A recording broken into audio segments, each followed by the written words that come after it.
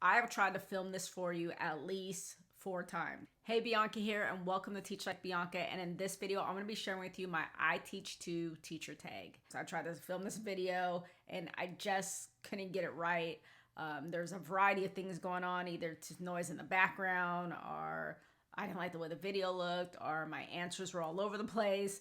And I just, for whatever reason, I couldn't get it right. But it is my summer break. It officially started, and I feel like now I have the time and energy to already just get this video out for you. The iteachtoo teacher tag actually came from Megan Forbes from years ago, at least like 5 years ago, where it started at iteachtoo teacher tag amongst a lot of teacher YouTubers, and she is still on YouTube today.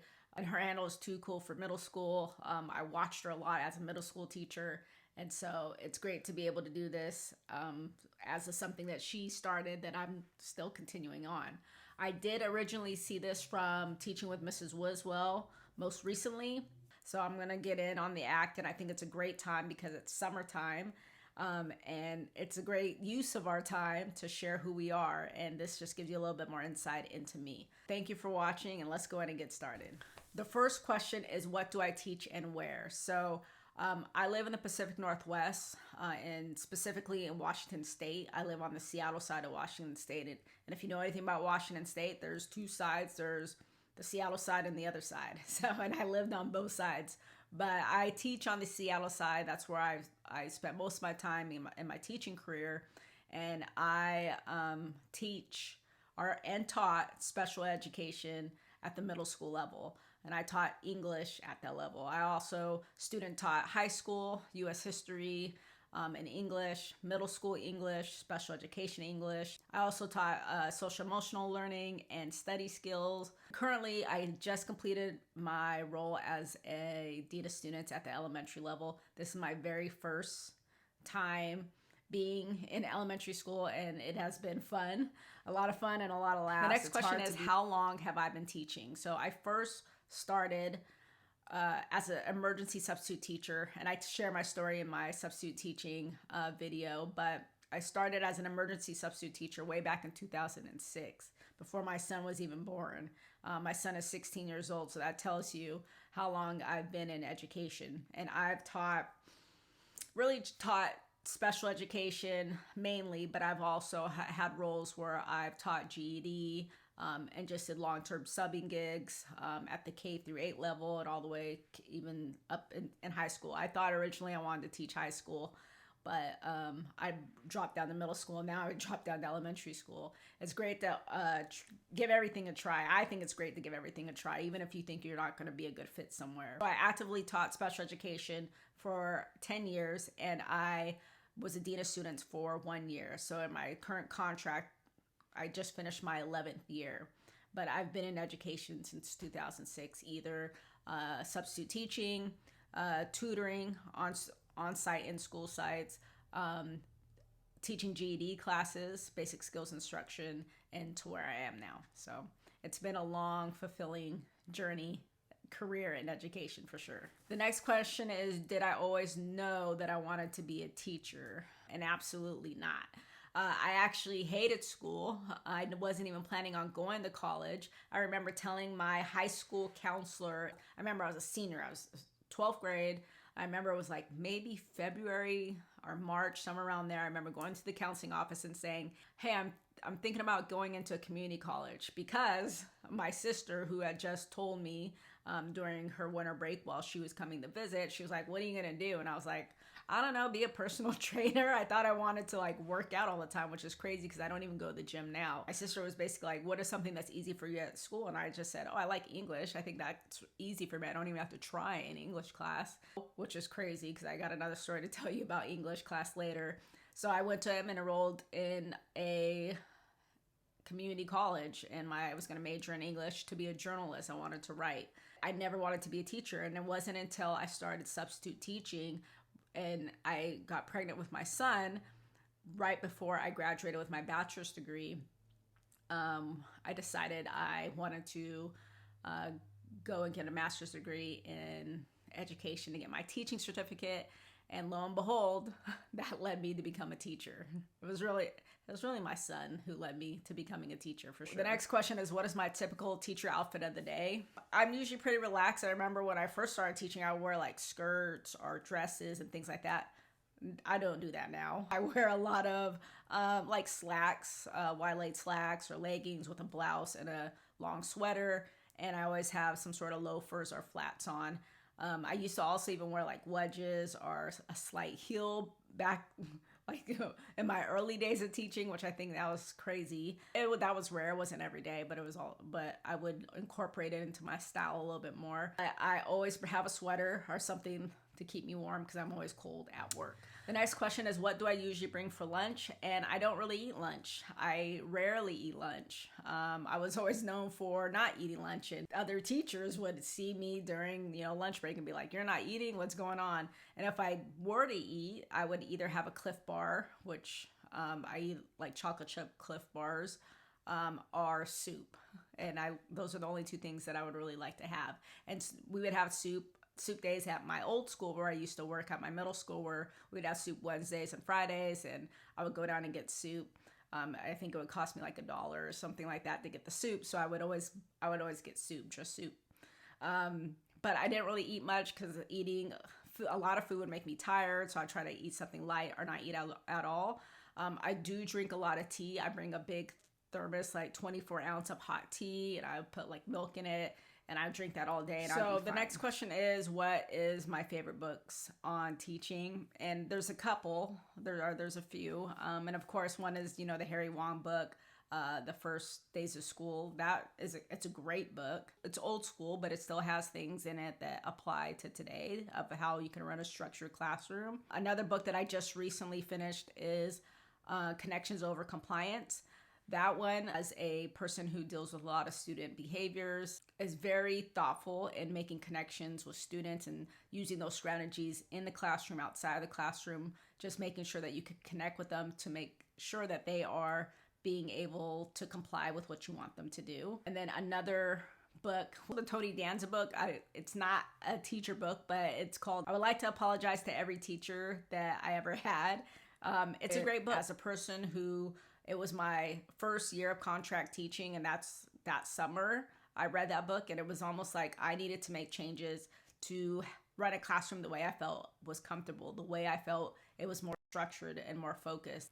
That book was very eye-opening because he was actually doing the work, and I really enjoyed that as a new teacher, and him being a brand new first-year teacher and going through some of the same rough spots that I was going through with my students, just connecting with them and learning about them and sharing time with them, which also kind of goes back into why I didn't eat lunch. I would always open my classroom for students to come eat lunch with, and he was doing that too. He called it like a lunch bunch or the lunch club or the sandwich club. He called it something like that in his book, where he would open up his lunchtime for students to eat with him, and he would share a sandwich, and he would bring sandwiches for some of his other students that didn't have any food. It's a great book to read, and it's not necessarily like a teacher book with these strategies, but it's very connecting as a person who is reflective on their teaching. And I think for any teacher that's new should read that book as well. The next question is, what is one of your favorite movies about teaching? And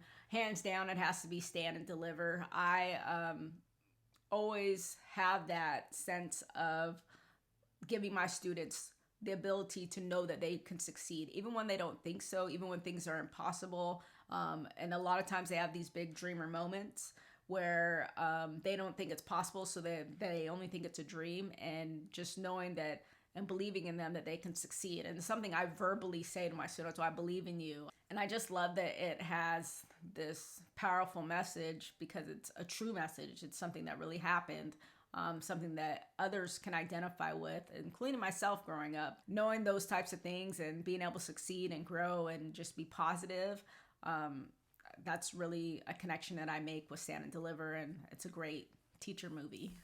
The next question is, who was my favorite teacher? And I didn't like school. I didn't like school growing up. And I felt like I had teachers that didn't like me, that were mean to me. But I really do like, when I think about this particular teacher, it wasn't that he was one of those teachers where kids can go to and hang out. So everyone thinks of like the fun teacher, the cool teacher, the place where people want, the place where kids want to go, where they want to eat lunch type of thing, or they want to like pop in after school or before school and hang out. It's not that type of teacher. The teacher that I really liked brought a lot of structure to his classroom, didn't waste a minute, a second in his classroom. Right when that second hand got to the 12, he started his class. And his name is Mr. Grimes. He's actually was my sophomore English and senior English teacher. And I think I got a D in his class. I barely passed. And it's because in English class, I always did minimal work because it didn't come very hard to me. And so when I did minimal work, I believe that he recognized that and just would grade me on my minimal work that I would do.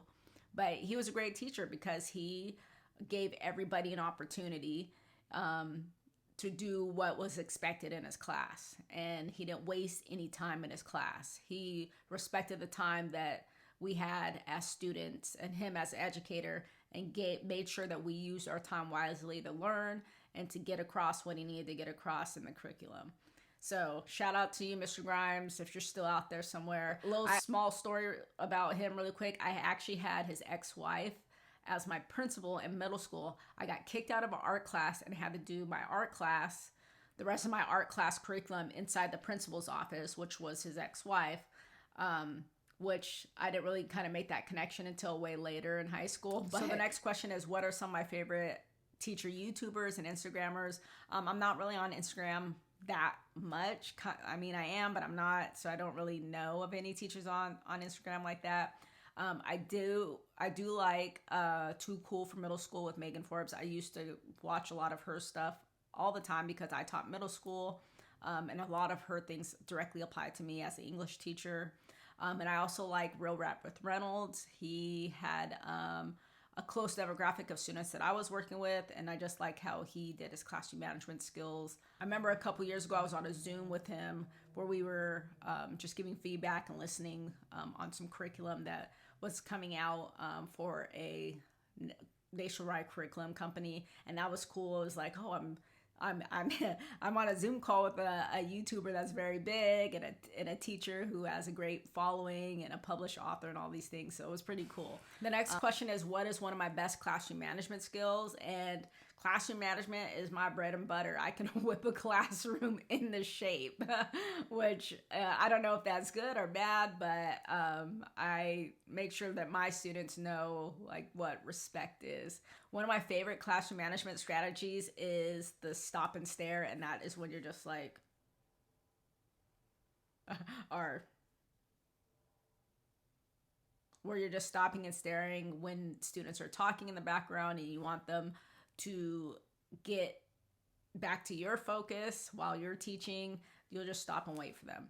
And you don't really have to stop and stare at them. You'll just stop and wait because they're going to know something is different is going on in the classroom where you have to stop and it goes silent and they don't really know what's going on. So that stop and stare, my students used to call it the stare of death, is something that would get my classroom back into shape. The last question is, what is one reason why I decided to become a teacher? And I touched on this before, and it's definitely because of my son, 100%. I was on my way to be a journalist. I graduated with my bachelor's degree. It was already completed and done. So when I was pregnant with my son, I was doing an internship at a local newspaper company. And I remember I had to go do an interview at like 8 o'clock at night. It was like 7:30 or 8:30, where I had to go watch a play, and I was going to get some feedback on the play and the actors that were in the play. And I was getting that feedback, and I just remember thinking, you know, I got to go do this at like 8:30. I was like, I believe I was already like 7 months pregnant at the time. And so it was difficult for me to think long term, like, hey, my son was here, I wouldn't be able to hop up and leave like this. It just wasn't feasible. I'd made that decision after I had my son that, you know, I'm just going to go in and get my master's degree, get a teaching certificate at the same time, and start my teaching career. That was probably the number one reason why I decided to become a teacher, because I wanted to have the same time with my son It's very selfish reasons, but it also prompted me to be the teacher that I never had. I never had a teacher that I connected with, that I really vibe with, that I could go back and say, hey, you're a great teacher to me, and you're the reason why I do that. I don't have any of that. If I can be that inspiration for somebody else that might need that, then that more power to me being a teacher and making those connections. And then I can have teachers, students that look like me, I look like them, and they can connect and identify with that way as well. That is my story. That is my I Teach Too teacher tag. If you want to participate, I'm going to put all of the questions down below in the description, and then go ahead and put your answers in the comments. Thanks for watching, and I will see you next time.